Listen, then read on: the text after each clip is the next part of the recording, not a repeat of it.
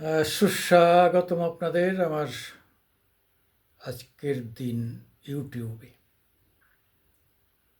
আপনারা যাই বলুন, যুদ্ধ অনিবার্য।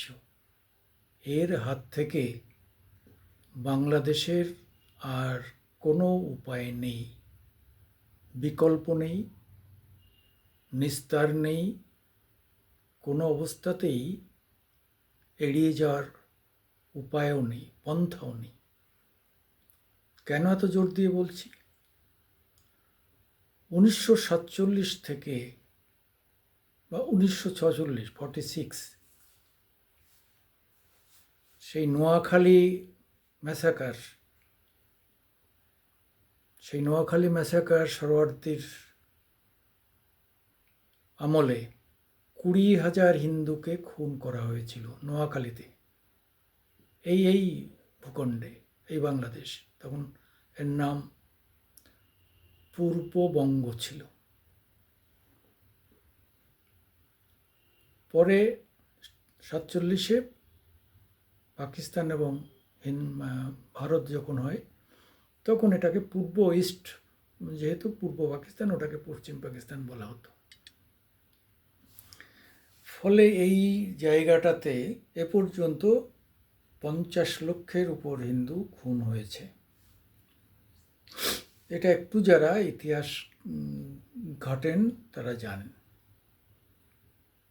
এইবার ডোনাল্ড ট্রাম্প ক্ষমতায় আসলে আমরা এই দাবিটা, এই জায়গা থেকে আমাদের দাবিটা শুরু হবে যে চট্টগ্রাম, রংপুর আমাদের দিয়ে দাও, আর কিছুটা এদিকে লালমনিরহাট দিয়ে, অর্থাৎ চিকেন নেক বলে যে হইচই করছো না, এই চিকেন নেকটাকে চওড়া করতে হবে। 22 কিলোমিটার আছে, এটাকে চওড়া করতে হবে। এবং এটা করতে গেলে যুদ্ধ করতে হবে। বাংলাদেশ 71-এ যেভাবে বাংলাদেশকে আমরা আক্রমণ করেছিলাম, সেটা করতে হবে। ভাবতেই পারেন বাংলাদেশ এখন 71 আর এত বছর পরে নেই নেই নেই ওই ধার করে অস্ত্রপাতি এনে ওই ধার করা অস্ত্রপাতি মানে বার করার সুযোগ পাবে না।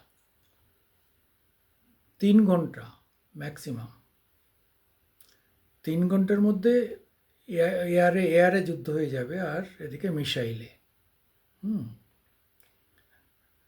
1 মিনিটে 100 মিসাইল দাগা যায়। 100 মিসাইল দেগে, আর রাফায়েল সহ আমাদের তেজস এইসব বিমান দিয়ে ওরা দেখতেই পাবে না, উপর থেকে করতে হবে। করে নিয়ে এখন তো নতুন নিয়ম হয়েছে যে কোনো দেশকে দখল করা যাবে না, কিন্তু আমরা এই জায়গাটাকে আলাদাভাবে বলবো যে আলাদা করে দেওয়া হোক, যেটা আজাদ কাশ্মীর করা হয়েছে। তাহলে এটা আজাদ চট্টগ্রাম হবে। আজাদ চট্টগ্রাম আমরা করব, একেও ঠেকাতে পারবে না। অনেকে ইউটিউবারদের কথার খুব এখন আর দাম টাম দিচ্ছেন না, অনেকে বড় বড় কথা বলছেন। আমি কোনো মৌলবাদী হয়েও বলছি না, অন্য কোনো, আমি বাস্তব কথা বলছি। এই হারে তখন 3 লক্ষ থেকে 5 লক্ষ মহিলাকে ধর্ষণ করা হয়েছিল। আর স্বাধীনতার পরে আমার হিসাবে আরও 3 লক্ষ হিন্দু মহিলা ধর্ষিতা হয়েছে। আগে ধর্ষিতার মধ্যে মুসলিম মহিলাও কিছু ছিলেন, এবার একদম হিন্দু মহিলা ধর্ষিতা হয়েছে। খুন আওয়ামী লীগের মুসলিমরা হচ্ছেন, কিন্তু তাদের মেয়েদেরকেও গায়ে কেউ হাত দেয় না। আর হিন্দুদের খুন করার আগে তাদের 8 থেকে 70 বছর বয়সের মেয়েদের ধর্ষণ করে তারপরে খুন করা হচ্ছে। এটা আর মানা যায় না। এই শুয়ারের বাচ্চাদের আর ছাড়া যাবে না।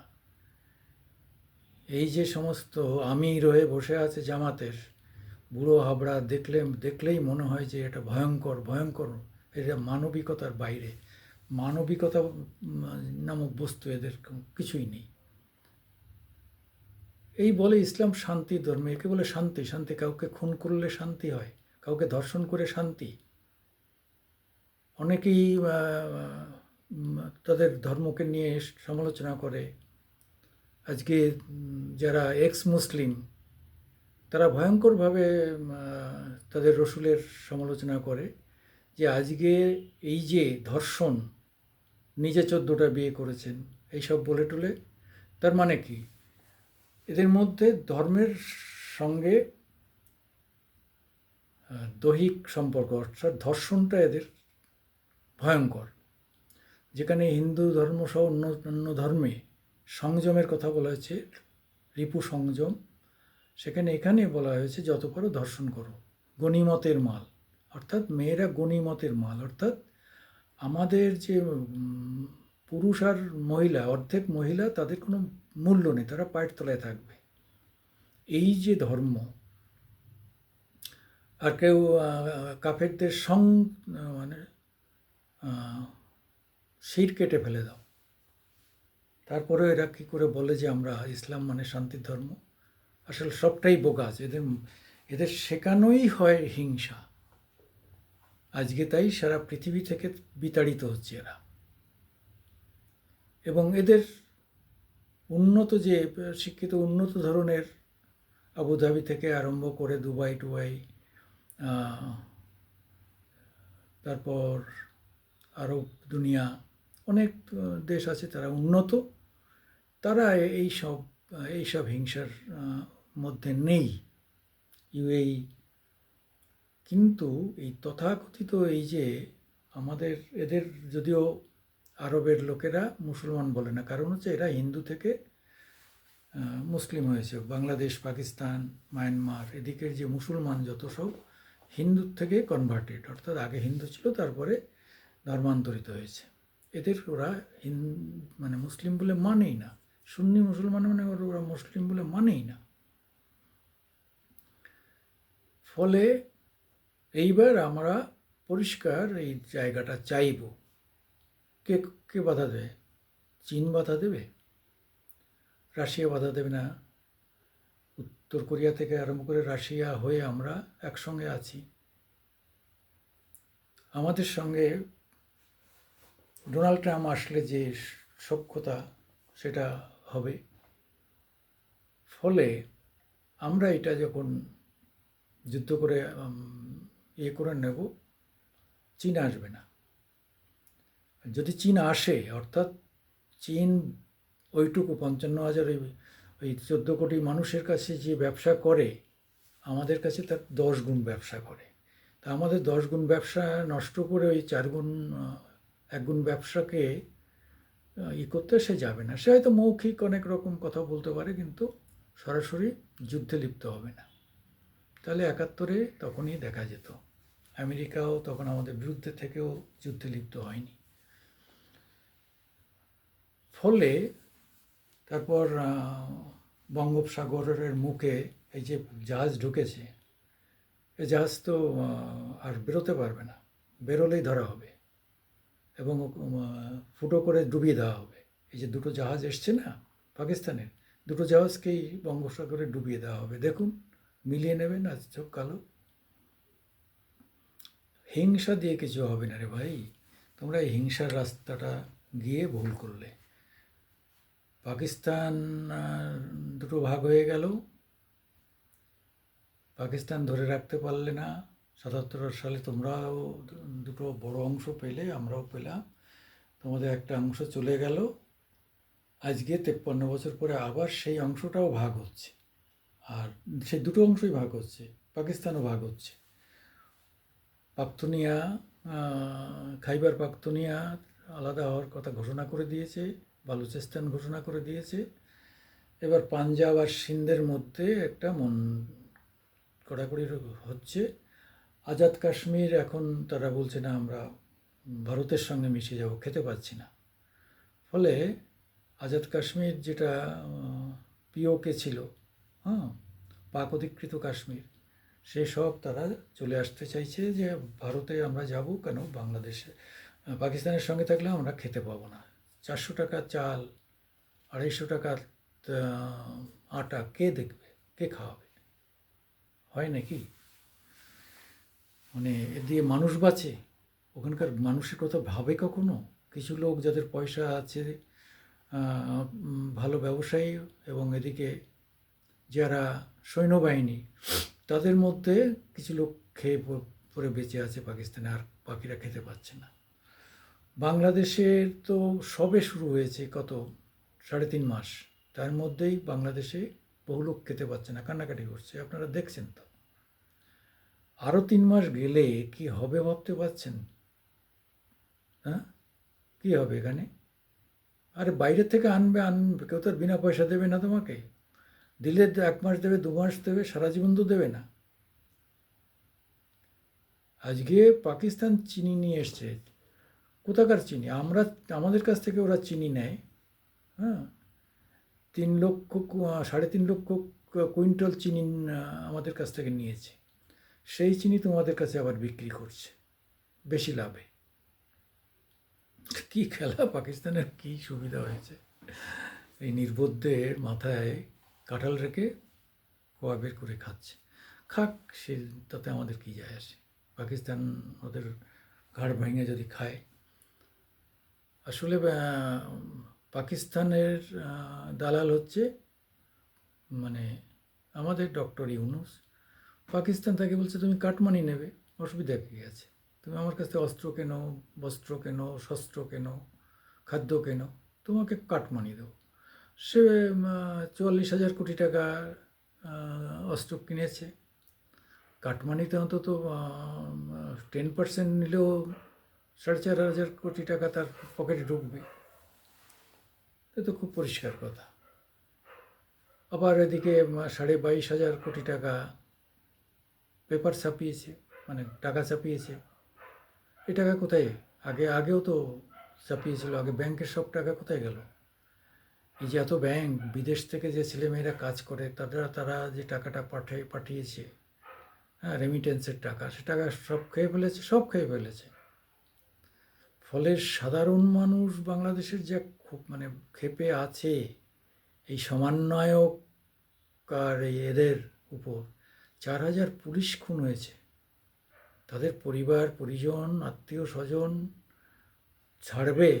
শুধু তারা দেখছে যে এদের আস্তে আস্তে সেনাবাহিনী কোন দিকে যায়। সেনাবাহিনী এখন তো আলাদা হয়ে গেছে, এককভাবে সেনাবাহিনী কী করবে সেটা নিয়ে।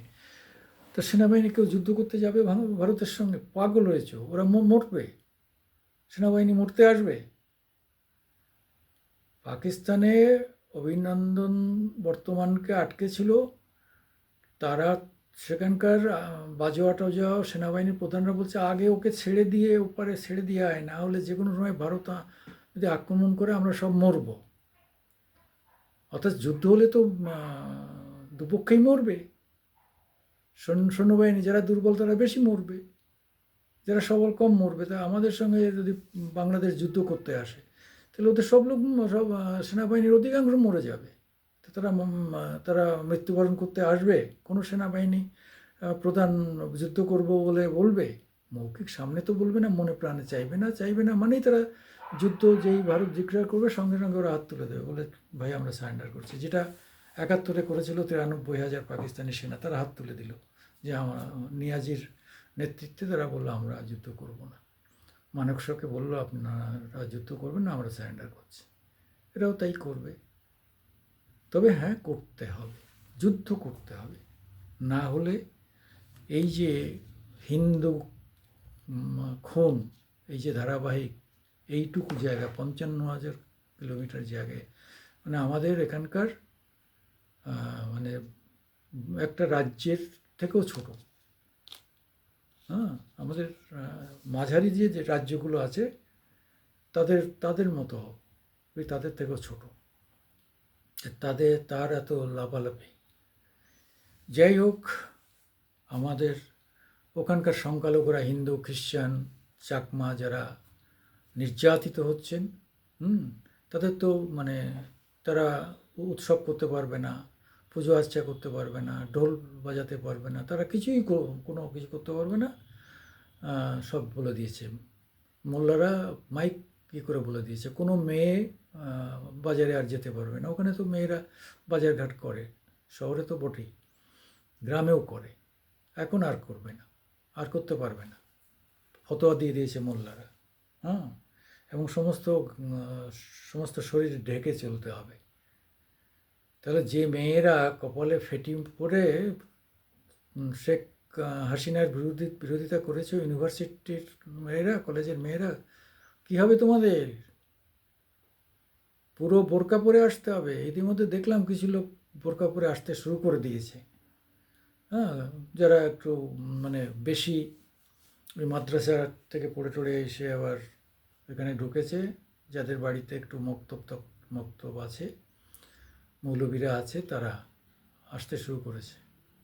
হ্যাঁ, এতদিন ওপেন সেক্স, ওপেন বন্ধুত্ব, ওপেন সব কিছু করেছে, ইউনিভার্সিটিতে এসে সব তো গেল, হাসিনাকে তাড়িয়ে দিয়ে সব গেল। যাই হোক, তোমাদের চিন্তা নেই, 3 মাস পরেই হাসিনা আবার যাচ্ছেন স্বমহিমায়। হাসিনাই থাকবেন আরও 15 বছর। আমি সুকুমার দেবনাথ, আমার আজকের দিন ইউটিউবে আপনাদের একটু সাপোর্ট, সমর্থন, সমালোচনা চাইছি।